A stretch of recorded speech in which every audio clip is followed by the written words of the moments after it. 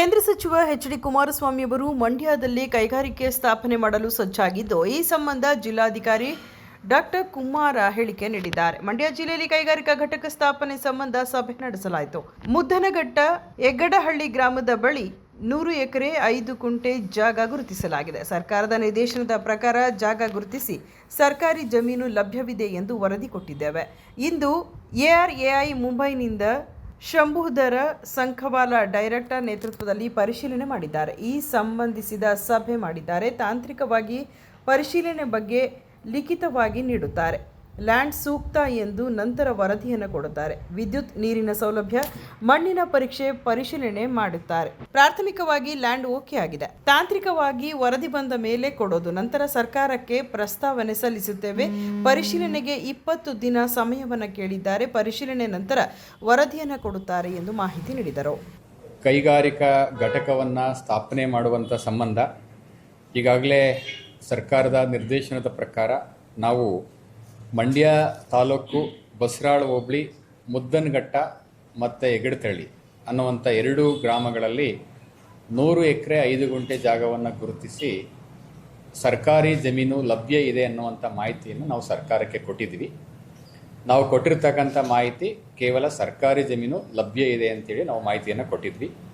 ಆ ಮಾಹಿತಿಯನ್ನು ಆಧರಿಸಿ ಇವತ್ತು ARAI ಅಂತೇಳಿದರೆ automotive research association of India ARAI ಸಂಸ್ಥೆಯಿಂದ ಮುಂಬೈಯಿಂದ ಡೆಪ್ಟಿ ಡೈರೆಕ್ಟರ್ ಅವರ ನೇತೃತ್ವದಲ್ಲಿ ಶಂಭುಧರ ಮತ್ತು ಪಂಕವಾಲ ಅನ್ನುವಂಥ ಡೆಪ್ಟಿ ಡೈರೆಕ್ಟರ್ ಅವರ ನೇತೃತ್ವದಲ್ಲಿ ಈ ಒಂದು ಸ್ಥಳಕ್ಕೆ ಭೇಟಿ ಕೊಟ್ಟು ಪರಿಶೀಲನೆಯನ್ನು ಮಾಡಿದ್ದಾರೆ. ಪರಿಶೀಲನೆ ಮಾಡಿದ ನಂತರ ನಮ್ಮ ಕಚೇರಿಗೆ ಬಂದು ನಮ್ಮ ಜೊತೆ ಒಂದು ಔಪಚಾರಿಕವಾದಂಥ ಚರ್ಚೆಯನ್ನು ಕೂಡ ಮಾಡಿದ್ದಾರೆ. ಮಾಡಿದ ನಂತರ ಮುಂದಿನ ಪ್ರಕ್ರಿಯೆಗಳು ಇನ್ನೂ ಕೂಡ ತಾಂತ್ರಿಕವಾಗಿ ಏನೆಲ್ಲ ಅಂಶಗಳನ್ನ ಪರಿಶೀಲನೆ ಮಾಡಬೇಕು ಅನ್ನುವಂಥ ಮಾಹಿತಿಯನ್ನು ಅವರು ನಮಗೆ ಲಿಖಿತವಾಗಿ ಕೊಡ್ತೀನಿ ಅಂತ ಹೇಳಿದ್ದಾರೆ.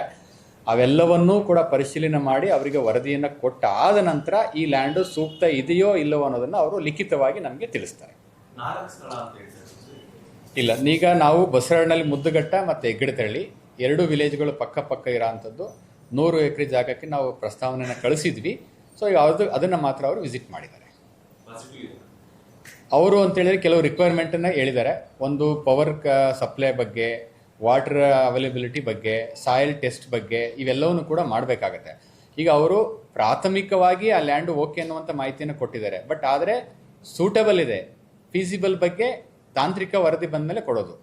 ಸೂಟಬಿಲಿಟಿನೇ ಬೇರೆ, ಫೀಸಿಬಿಲಿಟಿನೇ ಬೇರೆ. ಈಗ ಸೂಟಬಿಲಿಟಿ ಅಂತ ಹೇಳಿದ್ದಾರೆ, ಬಟ್ ಫೀಸಿಬಿಲಿಟಿ ಅಂತ ಹೇಳಿಲ್ಲ. ಫೀಸಿಬಿಲಿಟಿ ಯಾವಾಗ ಹೇಳೋದು ಅಂತ ಹೇಳಿದರೆ ಅದು ವಾಟರ್ ಸಫಿಷಿಯೆಂಟ್ ವಾಟರ್ ಇದೆಯಾ, ಸಾಯಿಲ್ ಸೂಕ್ತವಾಗಿದೆಯಾ, ಪವರ್ ಸಪ್ಲೈ ಸರಿ ಇದೆಯಾ, ಅವೆಲ್ಲ ನೋಡಿಕೊಂಡು ತಾಂತ್ರಿಕವಾಗಿ ಸೂಕ್ತ ಇದೆ ಅಂದರೆ ಮಾತ್ರ ಅವ್ರು ಲಿಖಿತವಾಗಿ ಕೊಡ್ತಾರೆ ಸೂಕ್ತ ಅಂತ. ಅವೆಲ್ಲ ಮಾಡಿದ್ಮೇಲೆ ನಾವು ಸರ್ಕಾರಕ್ಕೆ ಪ್ರಸ್ತಾವನೆ ಕಳಿಸ್ತೀವಿ. ಅವರು ಒಂದು 15ರಿಂದ 20 ದಿವಸ ಟೈಮ್ ತೊಗೊಂಡಿದ್ದಾರೆ ಪರಿಶೀಲನೆ ಮಾಡಲಿಕ್ಕೆ. ಸಾಯಿಲ್ ಟೆಸ್ಟ್ ಮಾಡಬೇಕು, ವಾಟರ್ ಕನೆಕ್ಟಿವಿಟಿ ಹೆಂಗಿದೆ, ವಾಟರ್ ಸಪ್ಲೈ ಹೆಂಗಿದೆ, ಮತ್ತು ಪವರ್ ಸಪ್ಲೈ ಹೆಂಗಿದೆ, ಅವೆಲ್ಲ ಅಂಶಗಳನ್ನ ನೋಡಿ ಲಿಖಿತವಾಗಿ ಈ ಲ್ಯಾಂಡು ಫೀಸಿಬಿಲಿಟಿ ಇದೆಯೋ ಇಲ್ವೋ ಅನ್ನೋದನ್ನ ತಿಳಿಸ್ತಾರೆ. ಈಗ ಸದ್ಯಕ್ಕೆ ಹೇಳಿರೋ ಪ್ರಕಾರ ಸೂಟಬಲ್ ಅಂತ ಹೇಳಿದ್ದಾರೆ, ಬಟ್ ಫೀಸಿಬಲ್ ಅಂತ ಹೇಳಿಲ್ಲ. ಒಂದೇ ಸ್ಥಳ ಇಲ್ಲ, ಅದ್ಯಾವುದು ಹೋಗಿಲ್ಲ. ನನಗೆ ತಿಳಿದಾಗ ಇದೊಂದೇ ಸ್ಥಳ. Thank you. ಸುದ್ದಿ 3 ವಾಹಿನಿಯ ಹೆಚ್ಚಿನ ಮಾಹಿತಿಗಾಗಿ ಸಬ್ಸ್ಕ್ರೈಬ್ ಆಗಿ ಹಾಗೂ ಬೆಲ್ ಬಟನ್ ಒತ್ತಿ.